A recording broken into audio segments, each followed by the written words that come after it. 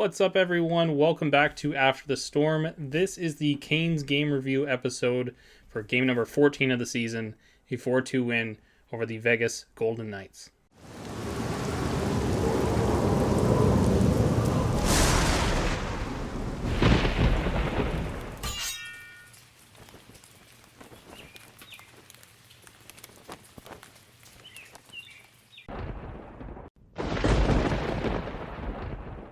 It's actually a lot to go over for the introing of this game, so let's get right on into it. In net, we have Antti Raanta returning from injury, and at the other end of the ice, Robin Lehner getting the start for Vegas. We've got the brothers Smith playing against each other, Brendan Smith playing against his brother Riley. Derek Stepan ends up as the lone scratch coming into this game. Nino Niederreiter and Martin Necas end up drawing back into the lineup. Necas was out with an illness, and Nino out with an injury. Jesperi Kotkaniemi moves down to the fourth line center role, replacing Stepan there, and he had a damn good game in this one. In Vegas, in this game, of course, they've come in winning their last three entering this game, kind of struggling for Vegas, and mostly it's been due to injuries. They've lost Pacioretty, they've lost William Karlsson, they lost Mark Stone for a good portion of the beginning of the season. A lot of guys that unfortunately have missed a ton of time due to injury.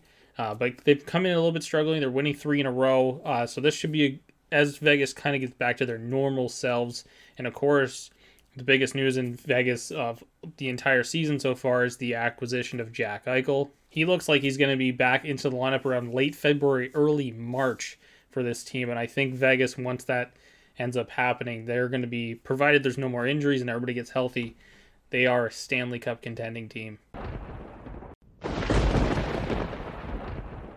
The third line, of course, gets to reunite as a result of Nino Niederreiter coming back into the lineup, and it was fantastic early on in this game. An early chance by Jordan Staal, the captain, but Lehner makes a save. He was pretty good in the Vegas net in this one as well. Seth Jarvis, who ended up doing this a couple times, and of course gets the goal in this game later on. He just, all 5'9" of Seth Jarvis manages to become a power forward, and he is fantastic at driving the net. He did it a couple times in this game.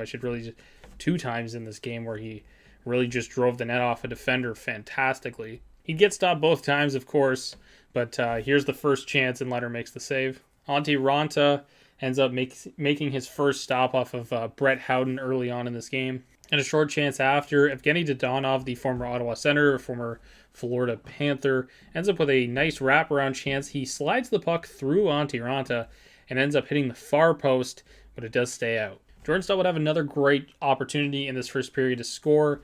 A rebound off of a point shot by Ian Cole, but Lehner's there to make the save. And an excellent play on the opening goal of this game. Vincent Trocheck, great job, keeping the puck in at the blue line. He does a nice draw pass to Martin Necas, who finds a wide open Tony DeAngelo on the other side with a fantastic pass. Tony finds the back of the net again. He's been so good. He's been one of the best offensive defenseman in hockey, and he's been, as much as I believe DeAngelo and Bear are here to replace Hamilton's production, DeAngelo so far has done it on his own. And of course, a huge goal opens up the scoring 1-0 Carolina. And again, right here, Seth Jarvis driving the net from the outside in, gets a shot away, but again, Lehner there with a big pad stop. Keegan Colasar, who is not a name many people know around this league, and he's actually the Vegas player I'm going to highlight out of this game. He was the Vegas player I noticed the most in this one, and I thought he had a very strong game. Unfortunately, he takes a pretty critical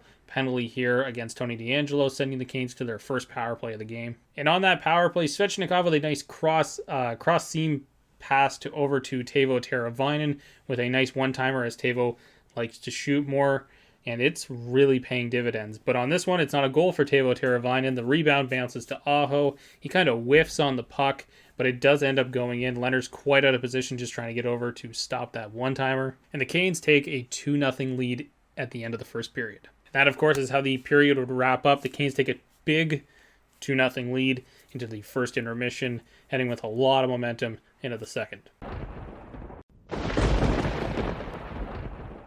In the second period, though, Vegas, who is, of course, a dangerous offensive team, a very good team, they just haven't been healthy so far this season. They roared right back into this one, trying to get their home crowd into the game, and they did it right here. Brett Howden ends up with a nice bodying play on Brendan Smith, who really got beat hard on this play. Brett Howden's a solid middle six or bottom six type of forward in this league, and another player that I highlighted in the last video with Pavel Buchnevich, another player I'm not sure that the New York Rangers gave up too early on. Howden gets inside position, shucks off Brendan Smith, goes to the net, roofs a forehand over Antti Raanta. He's not really going to stop that one. A fantastic move by Brett Howden. And the Golden Knights cut the Carolina Hurricanes lead in half. It is now 2-1. And almost immediately afterwards, it seemed this whole game just kind of started swinging Vegas' way. Mark Stone with a nice centering pass finds Shea Theodore. Shea ends up getting 1, 2, and 3 shots off. I think the first one and the second one, or either the second one was blocked. I'm not sure. I'm trying to see it on the replay. It's very close. But it looks like Raanta gets a piece of both, but the third one, of course, goes in. So we're tied up 2-2, a very tough momentum swing in favor of the Vegas Golden Knights here, and it looks like we got a real game on our hands. 2 goals coming only a minute and 19 seconds apart. Suddenly Carolina's very much on their heels. And the next little bit was really Robin Lehner getting a lot of saves, a lot of solid stops to keep his team in it. Aho had a chance on the backhand off of a Shea shot that was a rebound. Big save there by Lehner. Lorentz makes a great deke. He centers it off to Jordan Martinook, who redirects it. Another solid pad stop by Lehner. Looks like he just got a piece of it on the play. And Vincent Trocheck, who had a very strong game in this one, he had a slot chance here, and again it was stopped by Lehner. But Raanta was no slouch either, as right after the second goal, it really seemed like Raanta came up big. He had a fantastic game in this one in his return, and it was very, very good to see. Carolina takes a too many men on the ice penalty, sending Vegas to their first power play of the game. Raanta would come up with 2 big saves, one off of Evgeny Dodonov, the other one off of Michael Amadio, and Carolina would kill off the penalty. And right after that, the penalty kill, again, a nice chance for the Vegas Golden Knights. Matthias Janmark gets in on a breakaway, but Antti Raanta again is there. He makes a terrific save. Both goaltenders very solid, and I thought as we head towards the end of the second period here, the fourth line of Carolina, and I actually kind of really like this line. Kotkaniemi, Lorentz, and Martinook just fantastic in this one. Kotkaniemi seems to be better as a center, and I think that was pointed out in the broadcast. He was a lot more confident in this game, had a lot of chances in this game, actually, in the second period stretch. Honestly, if this is how they want to use that fourth line and kind of start rotating step on through, maybe play him when somebody needs a rest, I wouldn't mind it so much, because I think even though I know there's going to be the $6.1 million on your fourth line, but honestly, the way this team is, it's kind of 4 lines running evenly until there's a need. So in that regard, I think it's totally fine if they run it like this. I don't mind it at all, but I think he's more of a true center and not really on this team right now, but he's a true center by his position and his play style. And he was very solid as a centerman on this fourth line in this game. And we head to the third period, tied up 2-2. Early on into the second, or into the third, I should say, it was a pretty uneventful third. It was kind of back and forth here, and a nice broken play ends up deflecting off. I think it was a Ethan Bear shot, and that deflects right to Seth Jarvis, and Leonard's going the other way. Jarvis buries it. He gets another one. How the heck are you going to send this guy back to Portland? He's absolutely earned being here, and he's definitely an everyday NHLer. So the Canes go up 3-2. Nicholas Waugh, who is a former Cane in his own right, ends up interfering on this play. He ends up taking the interference penalty, sending Carolina to their second power play of the night. And this would be pretty uneventful. This one, not many chances or anything like that on this, and Vegas kills the penalty pretty easily. Antti Raanta would continue to make stellar saves. He makes a big one on a cross-crease chance. Mark Stone coming in with a ton of speed, trying to roof the puck, but Ranta's there to make a big save. Physicality picked up too. I think they were highlighting this on the broadcast. Svechnikov has really upped his physical game during this season, and he did it again here. This reverse hit that the team is really becoming prevalent and fluent in. Again, he hits Brayden McNabb here with the reverse check. It's a nice, beautiful play. As Trip Tracy keeps referring to it, Forsbergian. And what a game from Svechnikov in this one too. And a weird play, a clearing play from Shea Theodore. He kind of stumbles. I'm not sure he returned in this game. It was pretty late in the third period at this point. But yeah, he kind of just turns and fires and stumbles and ends up kind of clocking his own head into the boards. Not a play you want to see happen too much. Shea Theodore, a fantastic defenseman. in the NHL, and just a very unfortunate play that looked a little tough, and hopefully he's all right. Leonard makes a big stop on a 2-on-1. Aho plays it over to Slavin, keeping this game within reach. And again, this Teuvo Teravainen guy is shooting the puck. Man, it leads to so much. He gets another one-timer chance. He shoots it. The rebound goes right to Vincent Trocheck. He buries it 4-2. Maybe the insurance marker in this one.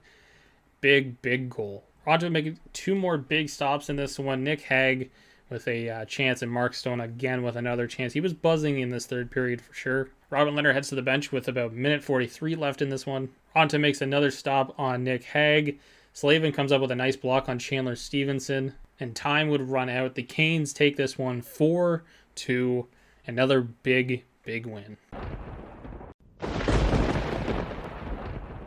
So let's get to some player analysis. First off, the good. I thought Kotkaniemi, even though he didn't get on the board in this game, on this fourth line, he was fantastic. They controlled a lot of play, a lot of possession, and that's nothing more than the most you can ask from your fourth line. Seems like he's got a bit of a fit there, and that should hopefully work out pretty well. Antti Raanta coming back from injury. Man, what more can you say about him in this one? Fantastic, fantastic game from that guy. Just a great performance. He even though he gave up those 2 goals in that quick span, he never stopped making big saves in this one. Svechnikov was all over the place in this one too. Probably one of his better games of the season. Didn't take a penalty. Made lots of offensive plays. The ideal game from Svechnikov. Getting to some average players in this one. Let's start off with Ethan Bear again. I think this is going to become the norm for him, where he's not very noticeable, and I'm looking for a player who's very noticeable right now. But I don't think the team really needs him to be. He's making the right plays. He's making the smart, simple plays, and that's not the stuff that catches your eye most of the time. So a solid game from him here, but I just had it kind of average because maybe I got to temper my expectations a little bit with Ethan Bear. And the other one I had is Brendan Smith. I've really liked Brendan's game so far this season. I think he's had some really strong outings in the time he's come in to replace Brett Pesce in the lineup. But this game he gets walked by Howden. I didn't think he had a strong game. I thought he was a little bit of a step behind. But otherwise, a fine game. Nothing really went wrong besides the Brett Howden goal in the second period. And for bad, I didn't have any players. I thought Carolina played a very excellent game. No player was visibly having a weak game out there. So just a solid performance all around by everybody on that team. And the Vegas player I wanted to highlight, who I thought was the most noticeable of any player around, it was between him and Nick Hague for me in this game. But I went with Keegan Colasar.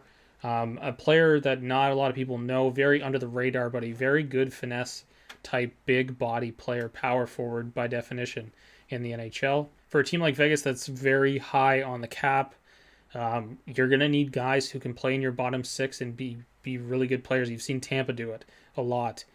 Guys like or Ross Colton, for example, to come into your bottom 6 and just be good, solid players. Patrick Maroon's another one there. You need these type of players all over your lineup, and I think he's a fantastic addition to this Vegas squad, and somebody with a low cap hit that's going to produce pretty well, and hopefully he's also got the type of game for the playoffs. Anyways, guys, that's going to do it for game number 14 of the season. I hope you liked the video. If you did, give it a thumbs up down below. Hit that subscribe button if you're not already subscribed to the channel. And as always, I'll catch you guys on the next one.